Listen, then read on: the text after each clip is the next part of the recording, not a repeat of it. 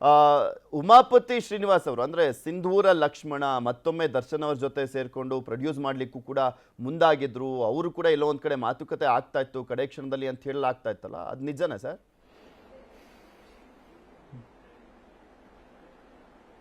Sir ನನಗೆ ಸ್ನೇಹಿತರುಗಳ ಮುಖಾಂತರ ಸಾಕಷ್ಟು ಸಲ ಅನೇಕ ಬಾರಿ ಪ್ರಯತ್ನ ಪಟ್ಟಿದ್ರು ಸರಾಜಿ ಸಂಧಾನಕ್ಕೆ.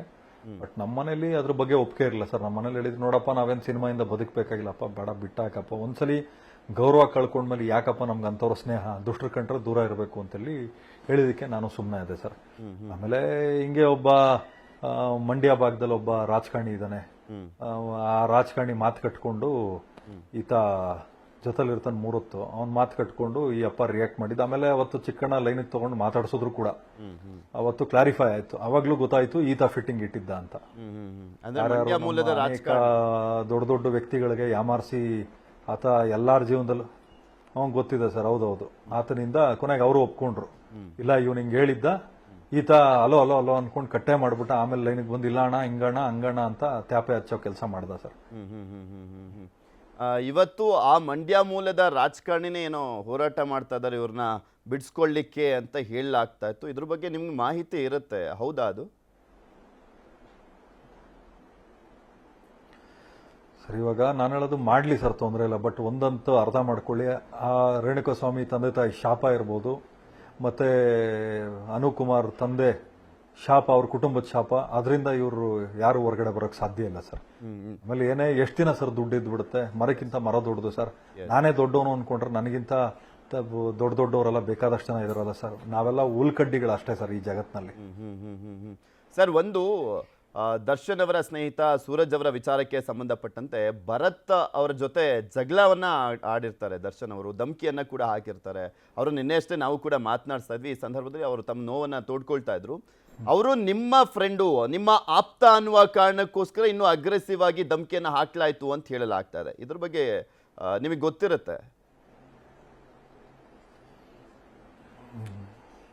ಗೊತ್ತಿಲ್ಲ ಸರ್. ಇವಾಗ ನನ್ಗೆ ಆತ ಬಂದ, ನಾನು ಹೇಳ್ದೆ ಬೇಡಪ್ಪ ನೀನ್ ಎದುರಾಕೊಳಕ್ ಹೋಗ್ಬೇಡ, ಏನಾಗ್ತದೆ ನೀನು ಬೆಳೆ ಹುಡುಗ, ಬಿಡು ಆಯ್ತು ಏನೋ ಆಗ್ಲಿ ಬಿಟ್ಬಿಡು, ಇಲ್ಲ ಅಣ್ಣ ಹಿಂಗ್ ಲಾಸ್ ಆಯ್ತು ಅಂದ್ರೆ ಆಯ್ತು ಬಿಟ್ಬಿಡಮ್ಮ, ನೀನ್ ಅವೆಲ್ಲ ತಲೆ ಕೆಡಿಸ್ಕೊಂಬೇಡ. ಏನಾಗ್ತದೆ ಅಂದ್ರೆ ಸರ್, ಯಾವತ್ತು ಯಾರನ್ನಾದ್ರೂ ಕೇಳಿ ಸರ್, ನಾನು ಯಾರನ್ನೂ ಅಷ್ಟೇ ತಪ್ಪದಾರಿಗೆ ಎಳಿಯಕ್ ನಾನು ಯಾವತ್ತೂ ಪ್ರಯತ್ನ ಪಡಲ್ಲ ಸರ್. ನನ್ನ ಹತ್ರ ಏನೇ ಕೋಪದಲ್ಲಿ ಬಂದ್ರು ಕೂಡ ನಾನು ಹೇಳ್ ಕಳಿಸ್ತೀನಿ, ಬೇಡಪ್ಪ ತಲೆ ಕೆಡಿಸ್ಕೊಂಬೇಡ. ಆಮೇಲೆ ಯಾರ್ಯಾರು ಏನೇನು ಜಗಳ ಮಾಡ್ತಾರೆ, ಏನ್ ಬೈತಾರೆ, ತುಂಬಾ ದಿವಸ ಇರಲ್ಲಪ್ಪ ಅವೆಲ್ಲ, ಬಿಟ್ಟಾಕೋ ತಲೆ ಕೆಡಿಸ್ಕೊಂಡು. ನಿನ್ ಕಣ್ಣೆದುರುಗಡೆ ಅವ್ರು ಎಡಗ್ ಬೀಳೋದು ನೋಡ್ತೀಯ ನೀನು, ಅವತ್ತು ಖುಷಿ ಪಡ್ಬೇಡ, ಅವತ್ತು ಎಚ್ಚರದಿಂದ ಬದುಕು, ಅವನಿಗಾಗಿ ನಾಳೆ ನಮಗೂ ಆಗ್ಬೋದು ಅಂತ ತಲೆ ಕೆಡಿಸ್ಕೊಂಬೇಡ, ಬಿಟ್ಬಿಡು ಅಂತ ಹೇಳಿ ನಾನು ಎಷ್ಟೋ ಸಲ ಆತನಿಗೆ ಬುದ್ಧಿನೂ ಹೇಳಿದೆ. ಪಾಪ ಆ ಹುಡುಗನಿಗೆ ತುಂಬಾ ನಷ್ಟಕ್ಕೂ ಇದು ಮಾಡಿದ್ರು ಸರ್ ಅವರು. ಸರ್, ಕೆಲವೊಂದು ಬೆಳವಣಿಗೆಗಳನ್ನ ಗಮನಿಸ್ತಾ ಇದೀವಲ್ಲ, ಈ ಹಿಂದೆ ಕೆಲವರು ಇದ್ದಂಥ ಮ್ಯಾನೇಜರ್ಗಳು ಯಾವುದೇ ವಿವಾದಗಳಾದಂಥ ಸಂದರ್ಭದಲ್ಲಿ ಅವರೇ ಸಾಲ್ವ್ ಮಾಡ್ತಾ ಇದ್ರಂತೆ, ಯಾವುದು ಕೂಡ ದರ್ಶನ್ವರೆಗೂ ಹೋಗ್ಲಿಕ್ಕೆ ಬಿಡ್ತಾ ಇರಲಿಲ್ಲ ಅಂತ.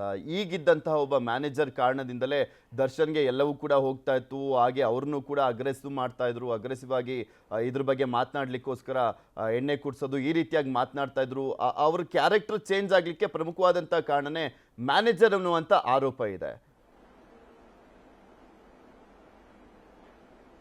ಸರ್ ನಾನು ನೋಡ್ತಾ ಇದ್ನಲ್ಲ, ಗ್ಲಾಸ್ ಖಾಲಿ ಆಗ್ತದೆ ಹೆಂಗೆ ಹಾಕೋರು ಅಂದ್ರೆ ಏನೋ ಯಾರೋ ಫ್ರೀ ಕೊಟ್ಟು ಕಳಿಸ್ದಂಗೆ, ಟಾರ್ಗೆಟ್ ಕೊಟ್ಬಿಡಂಗೆ, ನೀನು ಎಷ್ಟು ಕುಡಿಸಿದ್ರೆ ನಿನ್ಗೆ ಎಷ್ಟು ಕೋಟಿ ಕೊಡ್ತೀನಿ ಅಂತ. ಅಂದ್ರೆ ಯಾರೋ ಇವ್ರಿಗೆ ಸುಪಾರಿ ಕೊಟ್ಟಂಗೆ, ನೀನು ಕುಡಿಸೋ ಒಂದು ಗತಿ ಕಾಣಿಸ್ಬಿಡಿ ಇವ್ರನ್ನ ಅಂತ ಅಷ್ಟೇ. ಅದೇನೋ ಹೇಳ್ತಾರಲ್ಲ ಸರ್, ಅವ್ರ ಲಾಭಕ್ಕೋಸ್ಕರ ಈ ವ್ಯಕ್ತಿನ ಹಾಳು ಮಾಡಿದ್ರು, ದುಶ್ಚಟನ ಯಥೇಚ್ಛವಾಗಿ ಕಲ್ಸಿದ್ರು ಅಷ್ಟೇ. ಆಮೇಲೆ ಜಗ್ಗೇಶ್ ಸರ್ ವಿಚಾರದಲ್ಲೂ ಅಷ್ಟೇ ಸರ್, ಅವತ್ತು ನಾನು ಇದ್ದೆ ಸರ್. ಸರ್ ನಮ್ಗೆ ಅವತ್ತು ನೀವು ನಂಬ್ತಿರೋಲ್ಲ, ನಾನು ಎಷ್ಟೋ ಸಲ ಅನ್ಕೊಂಬಿಟ್ಟೆ, ನಮ್ಗೆ ಈ ಕರ್ಮ ಯಾಕಯ್ಯ, ನಮ್ಗೆ ಕೋಟ್ಯಾಂತರ ರೂಪಾಯಿ ಸರ್, 45 ಕೋಟಿ ಬಂಡವಾಳ, 45-50 ಕೋಟಿ ಬಂಡವಾಳ ಹಾಕಿ ಕೋವಿಡ್ ಸರ್ 1 ವರ್ಷ ತಡ್ಕೊಂಡಿದ್ದೀನಿ ಸರ್. ಸಿನಿಮಾ ಅರ್ಥ ಮಾಡ್ಕೊಳ್ಳಿ ನಮ್ಮ ಪರಿಸ್ಥಿತಿ ಹೆಂಗಿರ್ಬೇಕು. ಈ ಮುಟ್ಟಾಳ ನಾಲಾಯಕು ಏನ್ ಮಾಡ್ಬಿಟ್ಟ, ಇವ್ರ ಬಗ್ಗೆ ಅದ್ಯಾವುದೋ ಒಂದು ಆಡಿಯೋ ವೈರಲ್ ಸರ್ ಆಯ್ತು ಸರ್, ಅವ್ರು ಹಿರಿಯರು ಸರ್, ಒಂದ್ ಮಾತು ಬೈದ್ರು ಇನ್ನೊಂದ್ ಮಾಡಿದ್ರು ಬಿಟ್ಬಿಡ್ಬೇಕಾಗಿತ್ತು ಸರ್. ಅವ್ರ ಅನುಭವದ ಮುಂದೆ ನಾವೆಲ್ಲ ಏನೂ ಇಲ್ಲ ಸರ್. ಈತ ತೋಟದಲ್ಲಿ ಕುತ್ಕೊಂಡು ನಾನು ಫೋನ್ ಮಾಡಿ ಬೈದೆ, ನಿನ್ ಯೋಗ್ಯತೆಗೆ ಇವೆಲ್ಲ ಬೇಕೇನಾ ನಿನಗೆ, ಇಲ್ಲ ಸುಮ್ನೆ ಇರು ಬಸ್ಸು, ಹಿಂಗ್ ಮಾಡ್ಬಿಡೋಣ ಹಂಗ್ ಮಾಡೋಣ ಅಂದ್ರೆ, ಇವು ಮಾಡ್ತೀಯಪ್ಪ, ಆದ್ಮೇಲೆ ನನ್ಗೇನಾದ್ರು ತೊಂದರೆ ಆದ್ರೆ ಏನಾಗ ಮಾಡ್ತೀರಾ, ಇಲ್ಲ ಸುಮ್ನೆ ಇರು ಬಸ್ಸು ಹಂಗೆ ಹಿಂಗೆ ಅನ್ಬಿಟ್ಟು ಮಾಡ್ಬಿಟ್ಟ ಸರ್ ಅವತ್ತು. ಸರ್ ನೀವು ನಂಬ್ತಿರೋಲ್ಲ, ಈತ ಮಾಡ್ಬಿಟ್ಟ, ಚೇಷ್ಟೆ ಎಲ್ಲ ಆಯ್ತು ಸರ್.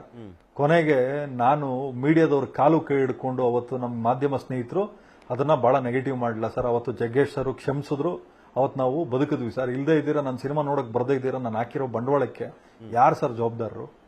ನಾನು ಸಾಲ್ಗಾರನಾಗಿ ಸಿಗಾಕೋಬೇಕಾಗಿತ್ತು ಸರ್. ಅವತ್ತು ನನಗೆ ಇವ್ನಿಗೆ ಉಗ್ದೆ, ನಿಮ್ ಯೋಗ್ಯತೆಗಳಿಗೆ ಇವೆಲ್ಲ ಮಾಡಿ ನೀವು ಹಾಳು ಮಾಡ್ತೀರಾ ಅಂತ ಹೇಳಿ. ಹ್ಮ್ ಹ್ಮ್ ಹ್ಮ್ ಹ್ಮ್ ಹ್ಮ್ ಹ್ಮ್